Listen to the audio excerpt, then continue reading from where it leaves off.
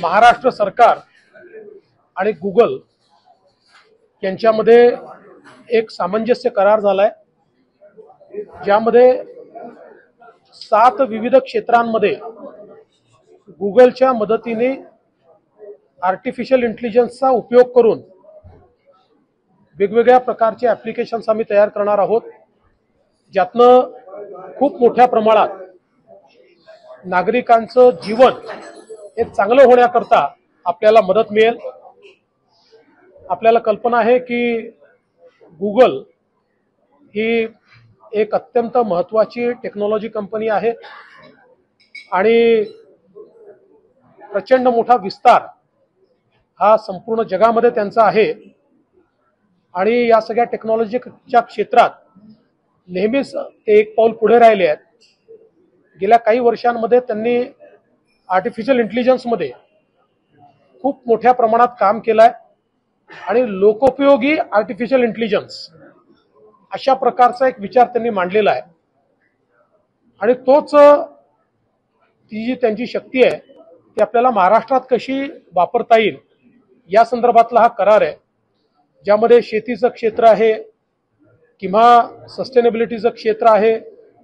किंवा याच्यामध्ये स्टार्टअप्सचं क्षेत्र आहे, हेल्थकेअरचं क्षेत्र आहे, अशा विविध क्षेत्रांमध्ये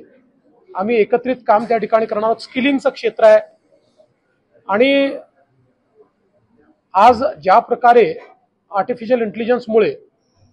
लोकांचं जीवन बदलू शकतं, वेगानं बदलू शकतं, गव्हर्नन्स आणि डिलिव्हरी सिस्टीम बदलू शकते, त्याचा सगळा उपयोग आम्ही करणार आहोत।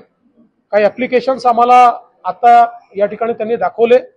की ज्याच्यामध्ये आता त्यांच्या ॲप्लिकेशनमुळे थेट शेवटचा जो शेतकरी आहे त्याच्या जमिनीचं त्या ठिकाणी तिथे त्यांनी काय पेरलं पाहिजे किंवा काय पेरलंय, त्याची वाढ कशी झाली आहे, इथपर्यंत प्रत्येक गोष्टीचं मॉनिटरिंग किंवा डेटा हा आपल्याला मिळू शकतो आणि तोही शेतकरी आपल्या मोबाईल ॲपवरनं त्यांनी काय वापरलं पाहिजे, त्याच्यावर कुठली कीड येऊ शकते, ती कशा प्रकारची कीड आहे, ती न येण्याकरता काय केलं पाहिजे, अशा सगळ्या गोष्टी या त्यांना मोबाईल ॲप्लिकेशनवरनं कळू शकतात। अशा प्रकारचे अनेक ॲप्लिकेशन्स आता त्यांनी एक ॲप्लिकेशन आम्हाला दाखवलं की ज्याच्यामध्ये त्यांनी नाशिकमध्ये कांदा उत्पादक शेतकऱ्यांचं मॅपिंग केलं आहे आणि साधारणपणे किती कांदा होऊ शकतो, कारण आपल्याला माहिती आहे की पीक जास्त झालं की भाव पडतात, पीक कमी झालं की भाव वाढतात,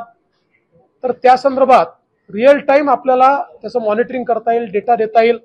अशा प्रकारचे ॲप्लिकेशन्स तयार केले आहेत। किंवा हेल्थकेअरच्या क्षेत्रामध्ये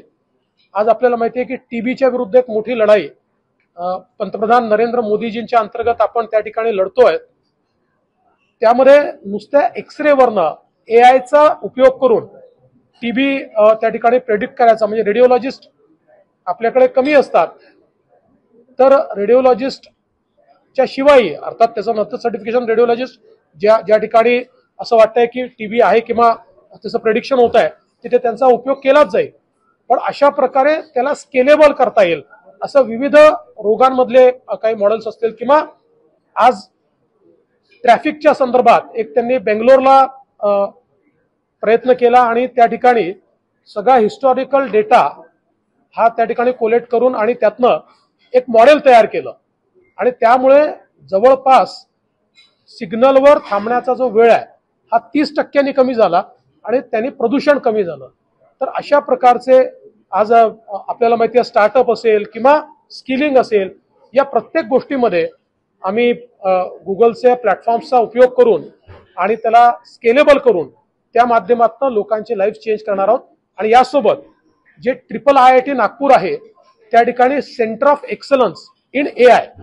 हे आता आम्ही गुगल सोबत सुरू करतो आहोत की ज्यातनं संपूर्ण महाराष्ट्राला त्याचा फायदा आपल्याला मिळेल आणि AIच्या क्षेत्रामध्ये महाराष्ट्र हा इतर राज्यांच्या बराच पुढे जाईल, अशा प्रकारचा हा अतिशय चांगला MOU आज आम्ही केलेला आहे आणि मला विश्वास आहे की गुगल सोबत महाराष्ट्र सरकारने केलेला MOU लोकांना चांगलं जीवन देण्याकरता या ठिकाणी कामी येईल।